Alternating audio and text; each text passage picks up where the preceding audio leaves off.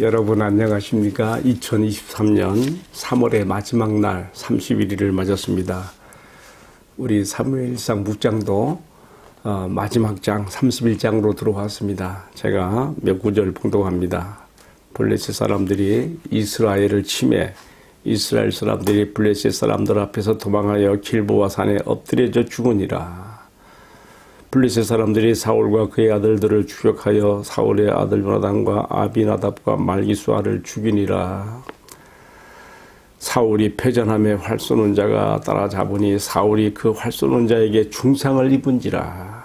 그가 무기를 든 자에게 이르되 네 칼을 빼어 그것으로 나를 찔러라. 할례 받지 않은 자들이 와서 나를 찌르고 모욕할까 두려워하노라 하나 무기를 든 자가 심히 두려워하여 감히 행하지 아니하는지라. 이에 사울이 자기 칼을 뽑아 그 위에 엎드려지매 무기를 든 자가 사울이 죽음을 보고 자기도 자기 칼 위에 엎드려져서 그와 함께 죽으니라. 마지막 구절로 갑니다. 11절부터 13절까지 봉독합니다. 길르앗 야베스 주민들이 블레셋 사람들이 사울에게 행한 일을 듣고 모든 장사들이 일어나 밤새도록 달려가서 사울의 시체와 그 아들들의 시체를 벳산 성벽에서 내려가지고 야베스로 돌아가서 거기서 불사르고 그의 뼈를 가져다가 야베스 에설나무 아래 장사하고 7일 동안 금식하였더라. 아멘. 봉독한 이 말씀을 가지고요. 은혜를 은혜되게 하라 하는 제목으로 말씀을 나누려고 합니다. 오늘의 말씀은 하나님의 은혜를 은혜로 알지 못하고 은혜를 욕되게 함으로 배은망덕한 자의 최후의 모습이 어떻게 나타나는가를 우리에게 보여줍니다. 참 가슴 아픈 내용이 오늘 여기에 소개가 되고 있습니다. 블레셋이 침공한 길보아산 전투에서 이스라엘은 블레셋의 이 치열한 공세 앞에서 진영이 무너지고 마지막 포로인 지휘소가 무너지면 그 다음에는 이제 퇴각할 수밖에 없는 것이죠. 전군이 후퇴하는 가운데서 먼저 사울의 세 아들이 죽게 됩니다.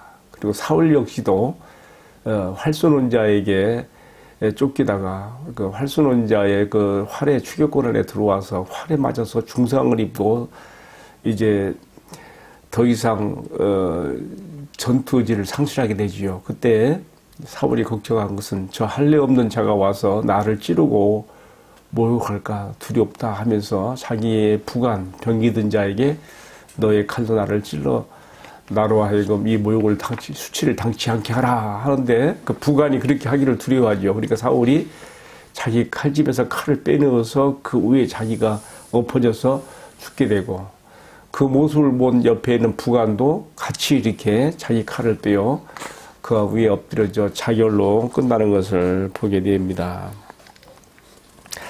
이 격전이 끝나고 난 다음 날 블레셋 사람들이 이 치열했던 전투 현장을 이렇게 다니면서 시체 점검을 하는 것이죠. 그러다가 이제 사울과 그 아들들의 시체를 발견해서 그들 갑옷을 뺏기고 칼로 목을 치고 그 베어진 그 목을 블레셋 5개 도시로 이제 사울의 아들들의 목과 함께 다 보내는 거지요. 효시하기 위해서 우리가 이렇게 승리했다고 하나. 그리고 그 갑옷은 그 고대사에서는 신들의 전쟁으로 생각했으니까 우리에게 승리를 주신 우리의 신, 블레셋들의 신 아스도롯 그 신전에 이 갑옷을 이렇게 바치는 것으로 이야기가 되어 있습니다. 그런데 오늘의 말씀에서 사울과 그 아들들의 그 애석한 죽음을 더욱 비참하게 만든 것은 뭐냐면요. 블레셋 사람들이 사울과 아들들의 시체를 그 전투 현장에 가까운 벳산 성벽에다가 못 박아서 그게 매다른 겁니다. 맞지만 이 시체를 맞으면 전시한 것이죠. 얼마나 참 치욕입니까? 그런데 오늘 이 말씀 사무엘서 저자는 오늘의 말씀 마지막 단락에서 이처럼 사울과 그 아들들의 시체가 이렇게 벳산 성벽에 방치되지 않도록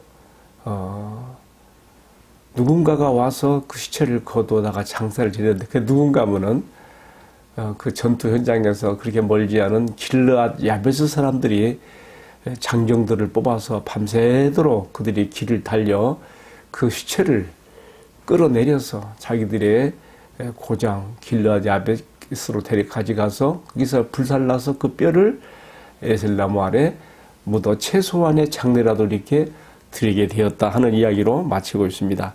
자, 여러분 여기까지가 오늘 말씀의 내용입니다.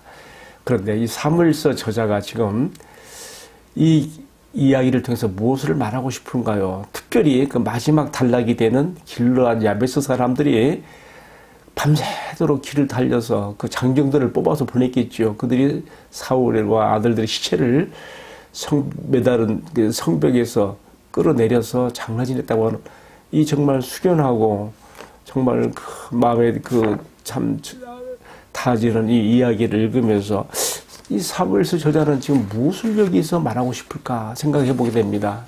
그런데 또 한 가지, 왜 길르앗 야베스 사람들이 이렇게 했을까요?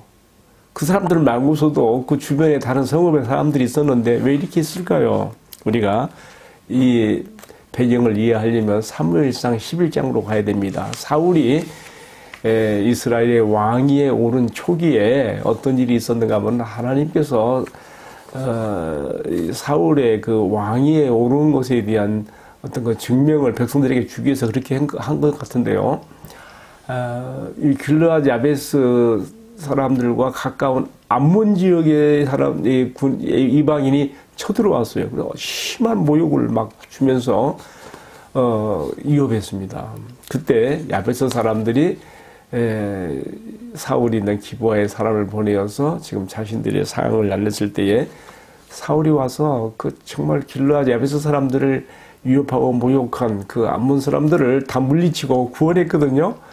바로 이 점을 이 사람들이 기억한 거예요. 그래서 그들이 이미 이스라엘이 전투에 패해서 정말 함부로 나설 수 없는 그런 상황이지만 밤새도록 길을 달려서 베산 성벽에서 사울과 그 아들의 시체를 다 내려서 그렇게 정중하게 장례를 치렀다고 하는 그 이야기를 오늘 사무엘상 마지막 단락에다가 쓰고 있다는 말이에요. 결국은 뭐예요? 오늘 저는 그래서 본문의 말씀의 묵상을 은혜라고 하는 주제를 가지고 접근해 보게 돼요. 길르앗 야베스 사람들이 사울의 은혜를 잊지 않고 이렇게 정중한 장례로 그를 애우했다고 하는 이 말씀 속에는요, 왠지 모르게 그렇다면 사울은 꼭을 하나님 앞에서 그가 받은 은혜에 대해서 어떻게 했는가도 생각해 보게 돼요. 여러분 사울의 그 생애를 한번 조명해 보게 되면요, 이 은혜의 관점에서 한번 조명을 해보는 거예요. 사울은 사실 왕이 될 사람이 아니에요. 그러나 본래 우리가 아는 대로 창세기 49장 10절 말씀에 의하면 이스라엘의 왕위에는 유다 지파에서 나오게 돼 있어요. 이스라엘 사람이 다 아는 얘기예요. 저는요, 사울의 치세 아래서 유다 지파가 가장 인구도 많고 가장 강하면서도 굉장히 소극적으로 나온 이유를 생각해 볼 때에 우리 지파에서 왕이 나와야 되는데라고 하는 그 캐션 마크가 이 사람들에게 있었기 때문에 그랬으리라고 생각도 해봐요. 어쨌든 사울은 왕위에 올라갈 수는 자기 없는 사람이에요. 아주 출신 성분부터 그는 유다 지파가 아니잖아요. 야곱이 그 생전에 임종에 임하여 하나님의 베푸름 받아 가기 전에 장례사를 예우하잖아. 12지파를 놓고 그때 유다에게 이르러서 바로 유다에게서 7위자의 홀이 나오며 거기서 왕이 나올 것에 대한 예언을 했잖아요. 이스라엘 사람이라면 다 아는 얘기예요. 그렇다면 사울이 베냐민 지파인 자신이 왕위에 올랐다는 점에 대해서 한번 생각해 봐야 되는 거예요. 나는 본래 출신 성분적으로 나는 왕위에 올라갈 지파도 아니고 나는 사울은 처음에는 그렇게 생각했어요. 아주 겸손해갖고 나는 베냐민 뼈 중에서도 가장 정말 미약하고 연약한 나는 그 집안이 아니냐 하면서 그렇게 겸손했던 사람이에요. 그러나 그 겸손이 끝까지 가지 못했지요. 사울은 깨달았어야 돼요. 이스라엘이라는 나라의 국가 본질, 그리고 이 나라의 정체성, 곧 이 나라는 어떤 나라예요. 하나님께서 친히 세우시고 이루어 가시며 그의 주권적인 그러한 지배하심으로 왕들을 세우고 하나님의 뜻을 펼치는 그런 나라 아닙니까? 근데 자기가 왕이 됐다는 말이에요. 그렇다면 알아야 되는 거예요. 백성들이 하도 우리도 이방인들처럼 왕을 주셔야 된다고 막 하도 백성들이 지나치게 하나님 앞에 요구하고 사무엘을 막 달달 볶으면서 그 아우성을 지니까 하나님께서 때가 이르기 전이지만 일시적으로 임시적으로 사울에게 왕위를 허락하여 뽑히게 했고 그 자리에 오르게 했다는 것을 알아야 되는 것이죠. 자, 그렇다면은 그 후에 이제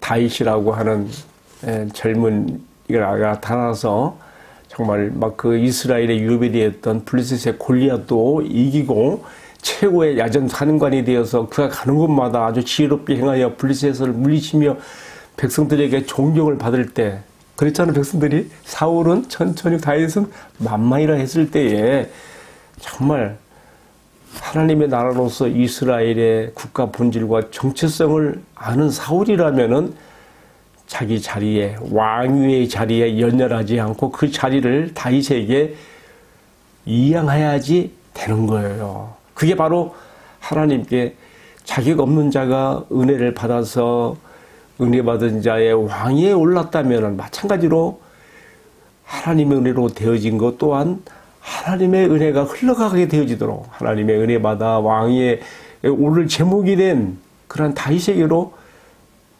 이양했다면 얼마나 좋았을까요? 우리 옛 그 고사성어, 사자성어에 그런 말잖아요. 청출어람이라고요.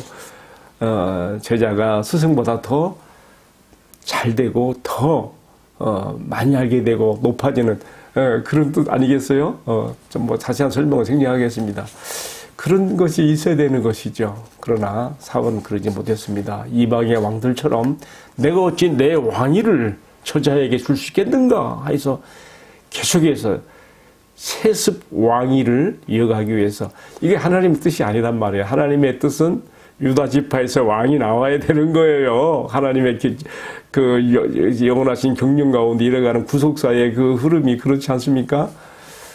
사울은 하나님의 나라의 백성으로서 이스라엘이라는 나라의 국가 본질에 대한 이해가 부족했고, 이 나라의 정체성, 곧 하나님의 주권에 의해서 왕을 세우기도 하고 폐하기도 하시며 하나님께서 그의 매개자로서 통치자, 왕을 세워서 이끌어가는 나라로서 이스라엘을 이해하지 못하는 것이죠. 그래서 결국은 자기 왕위에 연연하다가 결국은 자기의 그 후계자가 돼서 왕이 올라야 될 다윗을 평생 죽이지 못해서 안달하며 결국은 블레셋으로 쫓겨가게 만들어버리지 않습니까? 그리고 얼마나 많이 피바람을 일으키고 자충우돌 그 나라에 많은 고통을 주었습니까? 자, 오늘의 말씀에서 우리가 이제 깨닫게 되는 것은요, 하나님의 은혜를 은혜로 알지 못하는 자, 그리고 하나님의 은혜를 도리어 욕되게 하며 자신이 모든 것을 이루려고 하는 자의 그 비참한 이 말로, 사울의 말을 통해서 하나님께서 우리에게 주시는 정말 큰 은혜가 있습니다. 오늘 제가 제목으로 그런 거예요. 은혜를 은혜되게 하라. 하나님의 은혜를 욕되게 하지 말라. 배은 망덕한 자의 최후의 말로가 무엇인가에 대해서 우리가 오늘 말씀에서 교훈을 배우게 되는 것이죠. 여러분, 이제 오늘 전하는 말씀을 내리면서 특별히 우리가 다음 주간부터는 사순절의 마지막 한 주간, 고난주간으로 들어가게 됩니다. 성도 여러분, 우리가 이 사순절을 맞으면서 다시 한번 오늘의 말씀에 우리가 근거하여 정말 하나님의 은혜를 은혜되게 하는 정말 그 깊은 마음의 이해와 은혜를 우리가 더욱 받아야 되겠다 생각을 해보게 됩니다.